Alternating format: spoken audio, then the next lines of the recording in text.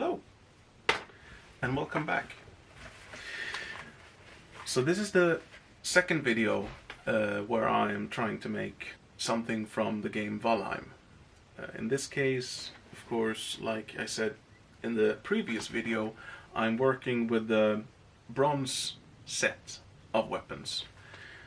Last time I did the copper knife, like you can see here. Pretty happy with this one.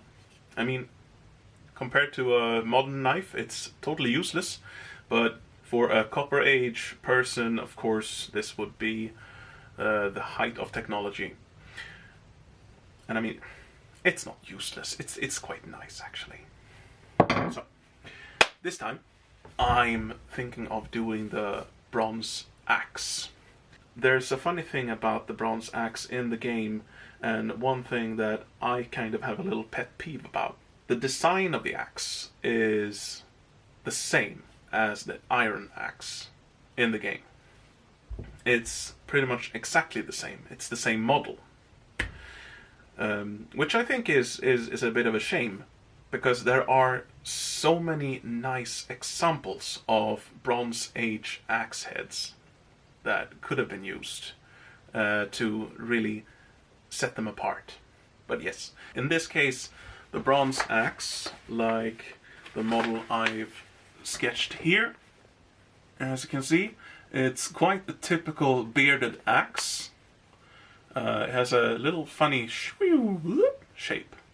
But anyways, when you take axes like this, they often have these nice, even geometric shapes to them. But of course, it's not a Bronze Age design. This is an Iron Age design, earlier medieval design. So when they actually made the copper knife look kind of like a Copper Age design, I think it was a missed opportunity to not make the bronze axe look a bit more Bronze Age-ish. But you could also say that it's a Viking Age person in the game, so they would put their view on designs into the things, of course. So yeah, but then why does the Stone Age things look like Stone Age things and the copper knife look like a Copper Age thing? But yeah, anyways, it doesn't matter that much. And I will try something that I have never tried before, and it concerns the eye of the axe. When making a bronze cast in a sand mold, hollow things is quite tricky. It's pretty much something you can't do. So I will have to think of something to get this hollow space into the axe head. I have an idea that I will try, so we'll see how it goes. And hopefully after everything is cast and done, I will have to harden the edge, and of course bronze doesn't harden the same way as steel does. The way you need to do it is that you need to work harden the edge, and the work hardening works in the way that you take, for example, a ball peen hammer, and you work the edge material over and over and over and over and over and over until the stresses in the metal actually makes the edge harder. I don't have that much experience making edged tools in bronze, but we'll see how it goes. It will be interesting to see how big of a difference it will be from a copper blade. So there we are. I'm not going to take up much time talking, so I'm just going to get to it. See you in the forge.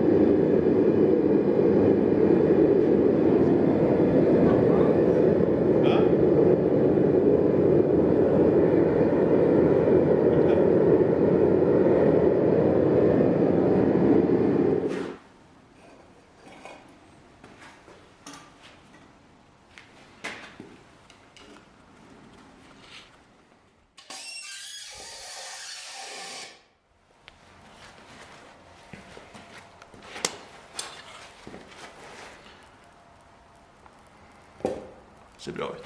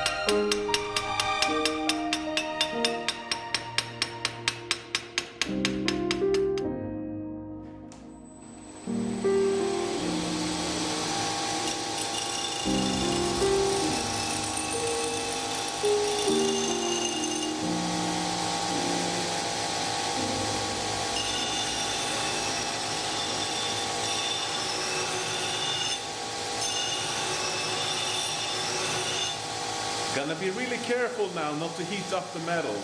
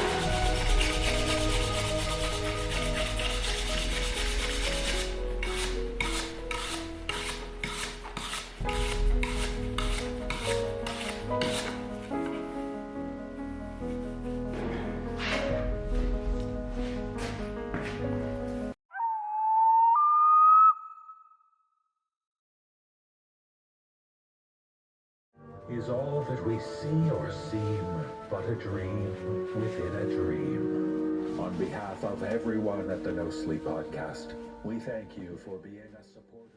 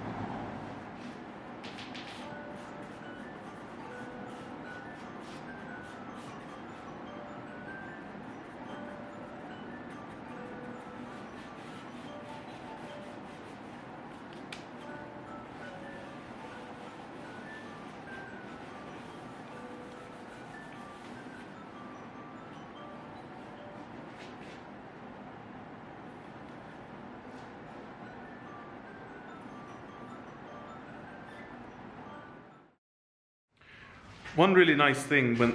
I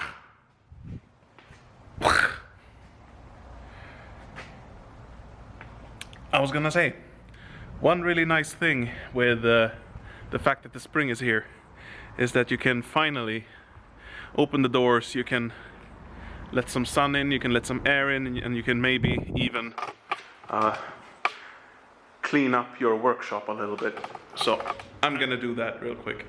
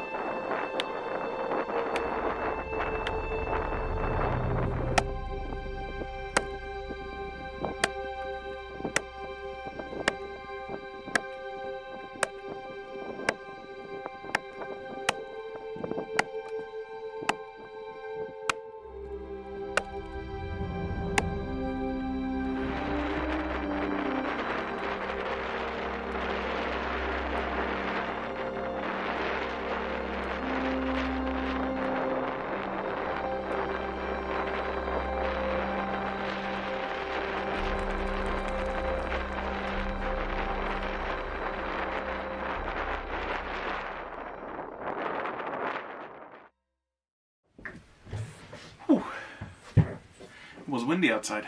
So, now after all this, funny thing, after taking down that tree and taking it apart and everything, I just took my old slate knife and I literally just 30 seconds of touching it up again and just taking my strop, wood end, leather end, and it's still really nice. It's beyond what I would have expected. After finishing up with the tree, I could see some light spots here and there when I was looking really closely, but I mean, when you look at the profile of it, I don't know if you can see, there's no deformations whatsoever. And another nice thing with bronze is that, I mean, it doesn't tarnish in the same way that carbon steel does. I would say that it works perfectly as as an axe, really. An interesting observation for me while I was working with this was that the general shape of the axe told me a few things while working with it. This is not a felling axe. At least I don't think it's a felling axe. This type of axe, I mean, you see the angle of the edge. All axes, of course, all bearded axes didn't have this angle, of course, but this typical angle of the edge, it's not perfect while you're trying to take down a tree. Although what it is perfect for, what I realized while working out there, and was when I was gonna take the tree apart.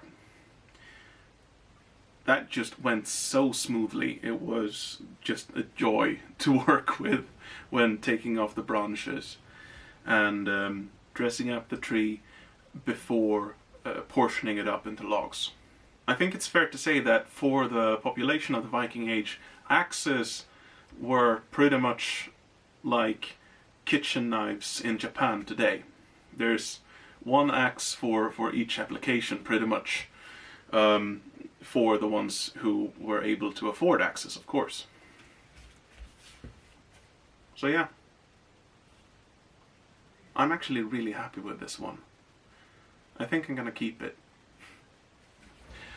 This still feels very strange to say, I'm not used to it, but like and subscribe, bing that little bell icon, and I hope you really enjoy following along like this. Anyways, I'm gonna put this on the shelf, or maybe on the wall. I really like this one. I'll see you in the next video. Hej då!